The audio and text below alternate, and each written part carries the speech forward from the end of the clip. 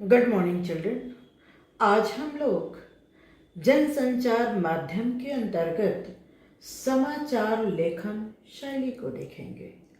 इसके पहले मैंने आपको संचार माध्यम के प्रकार और पत्रकार कितने प्रकार के होते हैं बताया था। आइए हम देखते हैं कि जब एक रिपोर्टर समाचार तैयार करता है तो उसे किन किन बातों को ध्यान रखना पड़ता है। ये भी जानना आवश्यक है कि समाचार होता क्या है। समाचार किसी भी ताजी घटना, विचार या समस्या के रिपोर्ट होते हैं जिसमें अधिक से अधिक लोगों की रुचि हो, अधिक से अधिक लोगों पर प्रभाव पड़े।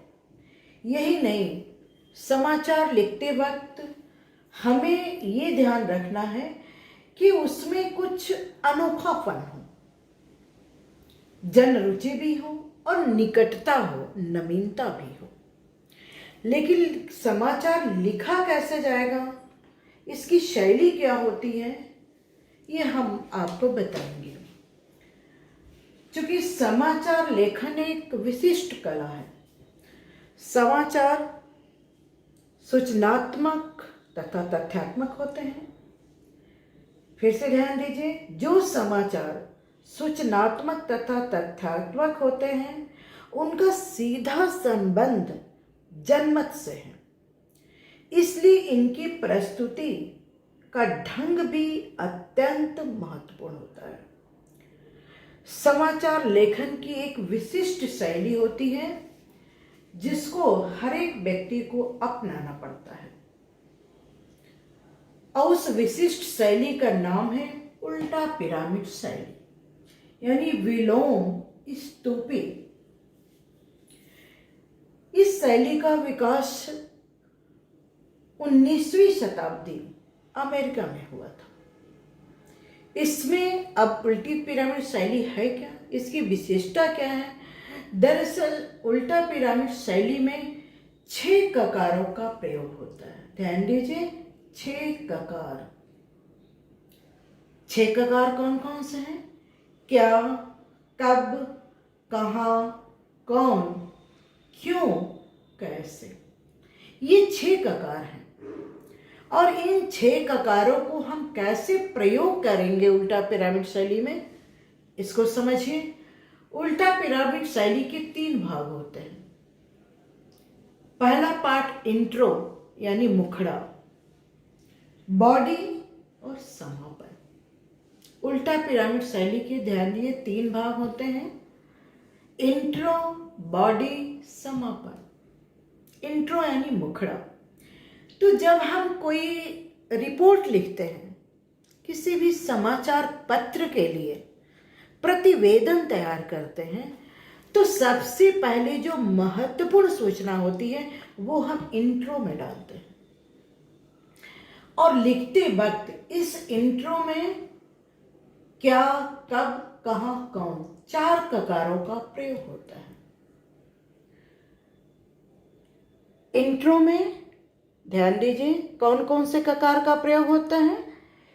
क्या, कब, कहाँ और कौन 4 ककारों का इंट्रो में प्रयोग होता है। दरअसल खबर की जो मुख्य पंक्तियां होती हैं वो शुरू के 2-3 पंक्तियों में 4 ककारों का प्रयोग करते हुए हम न्यूज़ को तैयार करते हैं। अभी हम एक उदाहरण के द्वारा आपको समझाएंगे, पहले आप ककार समझ लीजिए। और इन 4 ककारों का प्रयोग सूचना तथा तथ्यों के लिए किया जाता है। तथ्य यानी फैक्ट्स, सूचना इंफॉर्मेशन। बॉडी, ये देखिए यहाँ पे बॉडी, इसमें जो है 2 ककारों का प्रयोग होता है। क्यों, कैसे, यानी विवरणात्मक और व्याख्यात्मक पहलुओं का वर्णन होता है। किसका होता है? विवरणात्मक, यानी जब हम किसी घटना का वर्णन डीपली करते हैं। व्याख्यात्मक यानी जब फोकस डालते हैं, ठीक है, सिंथेसिस करते हैं। तो बॉडी में विस्तृत तत्वों को घटते हुए क्रम में लिखते हैं।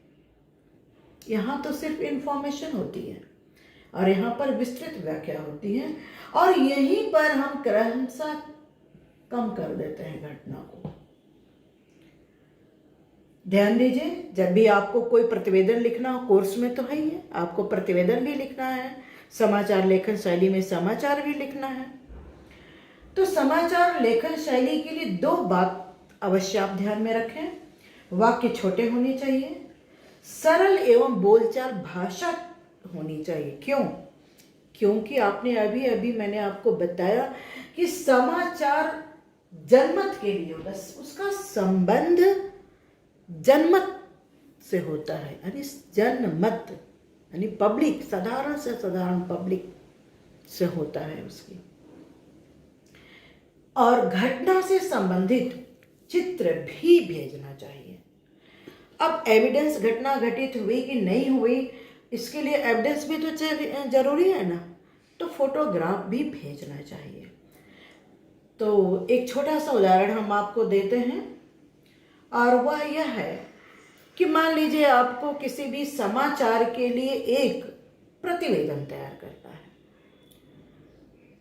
भेजना है आपको। सबसे पहले आपके स्कूल में जैसे प्लांटेशन हुआ, वनोत्सव, वन का उत्सव मनाया गया, प्लांटेशन हुआ, तो क्या हुआ?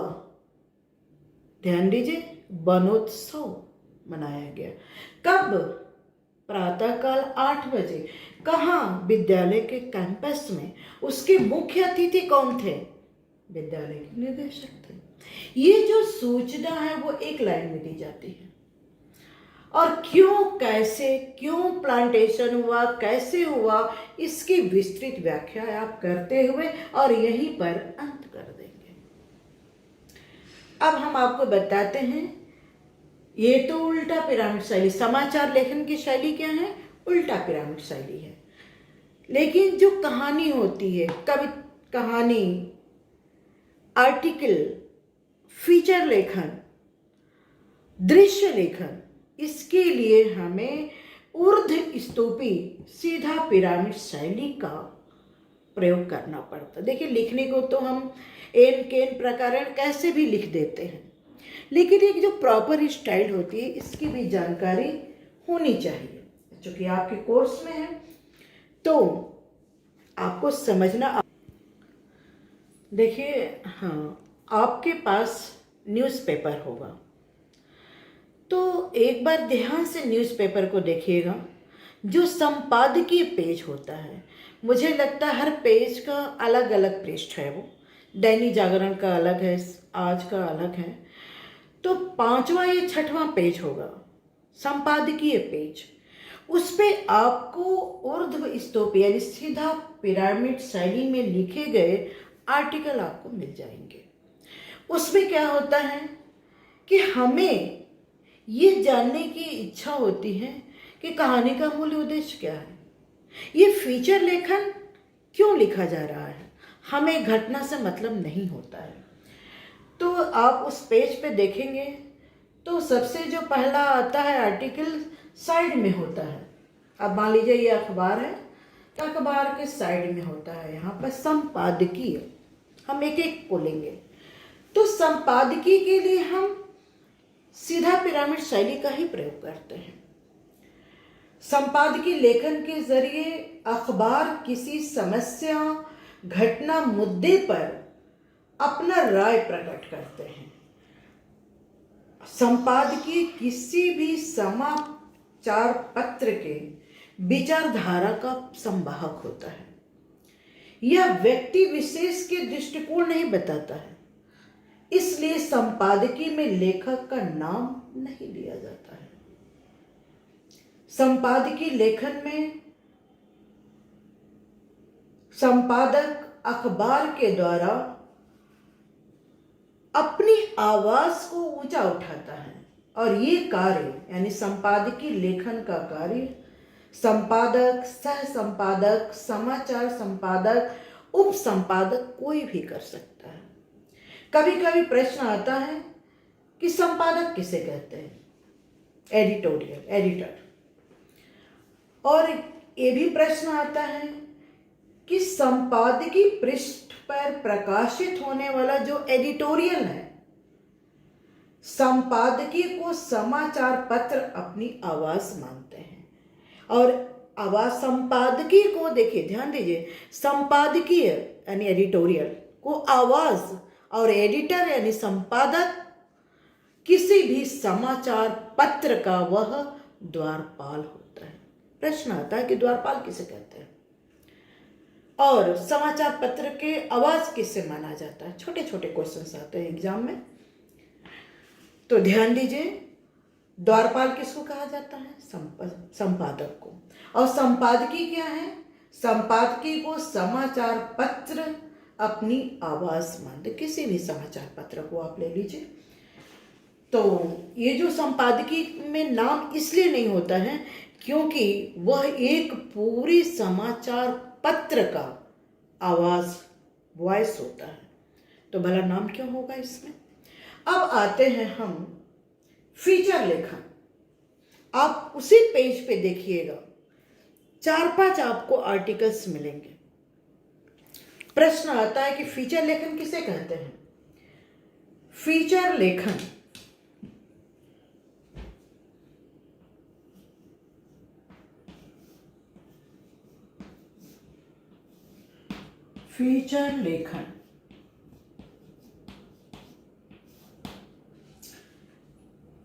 किसी सुव्यवस्थित, सृजनात्मक, आत्मनिष्ठ लेखन को ही फीचर लेखन कहते हैं। इसके माध्यम से सूचनाओं के साथ साथ मनोरंजन का भी ध्यान दिया जाता है। फीचर परक लेखन में आलेख, टिप्पणियां, संपादकीय कुछ भी हो सकता है। इसकी जो शैली होती है वह कथात्मक शैली। कथात्मक शैली किसको कहते हैं, सीधा पिरामिड शैली का प्रयोग होता है।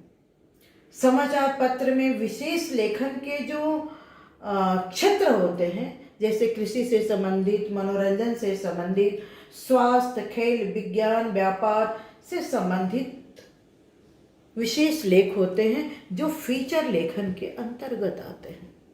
तो फीचर लेखन कौन करता है, जिनकी लेखन शैली अच्छी होती है। और दूसरा जो है फीचर लेखन का एक सबसे इम्पोर्टेंट पॉइंट है कि वह होता है बेस्ड ऑन फैक्ट्स। मान लीजिए मैं ये कहूँ कि आप जो है सचिन तेंदुलकर या दिलीप कुमार के व्यक्तित्व पर फीचर लेखन तैयार कीजिए, तो क्या आप अपने मन से लिख पाएंगे? नहीं। अगर आप मन से लिखेंगे, कल्पना का प्रयोग करेंगे, तो वह गलत हो जाएगा। क्योंकि अब्दुल कलाम पे यदि हम फीचर लेखन करते हैं तो हमें उनके बारे में महत्वपूर्ण जानकारियां होनी आवश्यक है। अब हम देखते हैं आपके इसी के अंतर्गत आपको मैंने बताया कि फीचर लेखन क्या है।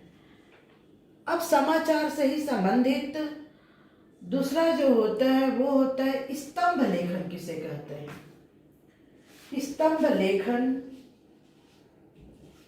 आप देखेंगे कि नीचे के उसी पेज पर, एडिटोरियल पेज पर, नीचे के कॉलम में, ध्यान दीजिएगा, नीचे के कॉलम में जो है स्तंभ होते हैं। अब ये स्तंभ लेखन क्या होता है? स्तंभ लेखन में विचार परक लेखन के ही प्रमुख रूप होते हैं। जिन लेखकों की लेखन शैली विकसित होती है उन्हें नियमित स्तंभ लेखन का उत्तरदायित्व दिया जाता है। अब इस समय मान लीजिए कोरोना का प्रकरण है और टीकाकरण, वैक्सीनेशन के लिए है, तो ये उचित है या अनुचित है, अच्छे साहित्यकारों को ये दायित्व सौंपा जाता है। इसमें लेखक के अपने विचार अभिव्यक्त होते हैं। इसकी पहचान लेखकों के नाम पर की जाती है। स्तंभ लेखन में ध्यान दीजिए कि संपादकीय में लेखक का नाम नहीं होता है, फीचर लेखन में लेखक का नाम नहीं होता है, लेकिन स्तंभ लेखन में लेखक का नाम होता है। स्तंभ लेखन जनमत के लिए दर्पण का कार्य करती है। ध्यान दीजिए, स्तंभ लेखन।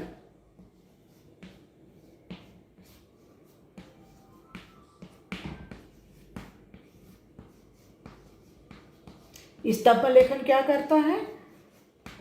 जनमत के लिए दर्पण का कार्य करता है। तो मुझे उम्मीद है कि आपको समझ में आ गया होगा कि स्तंभ लेखन किसे कहते हैं। इसी के अंतर्गत आलेख, मान लीजिए कि आपको आता है कि आर्टिकल लिखिए, आलेख।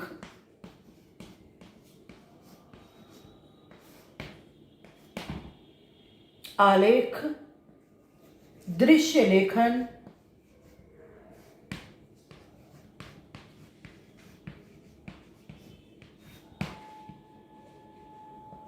पत्र। ध्यान दीजिए, कभी कभी ये भी आता है कि आप आलेख लिखिए। तो निबंध और आलेख में क्या अंतर होता है? निबंध में पॉइंट्स होते हैं, पहला प्रस्तावना होता है, फिर उसके बाद निबंध से संबंधित क्या है, प्रकार क्या है, और अंत में निष्कर्ष हम लिखते हैं, बड़ा होता है। परंतु आलेख में ऐसा कुछ भी नहीं होता है कि हम इंट्रोडक्शन दें, नहीं, क्योंकि आलेख हम कथात्मक शैली में लिखते हैं, यानी विस्तृत रूप में। पहले आपने देखा ना, शुरू यहाँ से करते हैं, एक पॉइंट लिया, एक शब्द लिया। जैसे आपको आर्टिकल लिखना है बादल पे, बादल, बादल कैसे बनते हैं, बादल लिखा, बादल का डेस्टिनेशन कहाँ पर है और वह जो है कैसे बनता है, यहीं से हम स्टार्ट कर देंगे। अब हम आपको बताते हैं कि दृश्य लेखन क्या है। दृश्य लेखन ये भी कथात्मक शैली में ही लिखा जाता है। सीधे जैसे मान लीजिए आपको हम दृश्य लेखन दे रहे हैं कि प्रातःकाल आप गंगा के किनारे घूमने जा रहे हैं। मैंने आपको दिया कि प्रातःकाल गंगा दृश्य, दृश्य लेखन। ध्यान दीजिए, आलेख और दृश्य लेखन में अंतर है। आलेख में आप अपनी कल्पना का भी प्रयोग कर सकते हैं। बहुत सारी किताब पढ़े होंगे, उन किताबों से उदाहरण भी ले सकते हैं। लेकिन दृश्य लेखन, ये आप दृश्य, what ever you have seen you will write. आपने क्या देखा, क्या अनुभव किया, ये आप लिखेंगे। आप प्रातःकाल गंगा के किनारे गए, आपने देखा कि सूर्योदय हो रहा है और उसकी लालिमा, सूरज की किरणें, सुनहली किरणें गंगा के वक्षस्थल पर पड़ रही है और बहुत सुंदर हो रही है। आप आत्मविभोर हो रहे, जो भी आपने देखा वो आप लिखेंगे। ध्यान दीजिए, इसमें भी दो पार्ट हो जाता है, फ्लैश बैक और फ्लैश फॉरवर्ड तकनीकी। ठीक है, अब फ्लैश बैक क्या है और फ्लैश फॉरवर्ड तकनीकी क्या है, ये अभी ये जो है इसकी विस्तृत व्याख्या हम बाद में देखें, क्योंकि ये लेक्चर ज़्यादा लंबा हो जा रहा है। अभी आप इतना ही जानिए कि दृश्य लेखन क्या है। पत्र, पत्र आता है एग्जाम में लिखने के लिए। आप लोग क्लास 3rd से ही पत्र लिखते आते होंगे, लेकिन उसकी शैली क्या होती है? आपके सामने समस्या आई और तुरंत आपने पत्र के द्वारा, पत्र की एक शैली होती है, औपचारिक अनौपचारिक शैली होती है। तो आपको सरकारी पत्र लिखना है, किसी अधिकारी को लिखना है, तो आप क्या करेंगे? फॉर्मल लेटर, और नहीं तो इनफॉर्मल लेटर। तो उस पत्र में सबसे पहले एड्रेसिंग होता है, फिर उसके बाद डेट होता है, फिर जगह का नाम होता है, सब्जेक्ट आप लिखते हैं, फिर संबोधन लिखते हैं, और फिर लेटर ऑफ बॉडी कलेवर होता है। अंत में निष्कर्ष लिखते हुए आप पत्र को ख़त्म करते हैं। तो ये शैली क्या हो गई? क्योंकि पत्र अभी लिखना है, आज आप लिख रहे हैं, और अनुभव क्या है? पिछला भी है और अगला भी है। तो स्टाइल क्या हो गई? सीधी पिरामिड शैली। यहाँ पर पत्र में सीधी पिरामिड शैली, और तकनीकी क्या होगी? फ्लैश बैक और फ्लैश फॉरवर्ड तकनीक होगी। तो मुझे उम्मीद है कि इतनी बातें आपको समझ में आ गई होगी। यदि नहीं समझ में आई होगी तो आप निसंकोच प्रश्न करिएगा, हम आपको एट वंस आंसर भेजेंगे। आज की बात समाप्त। थैंक्स।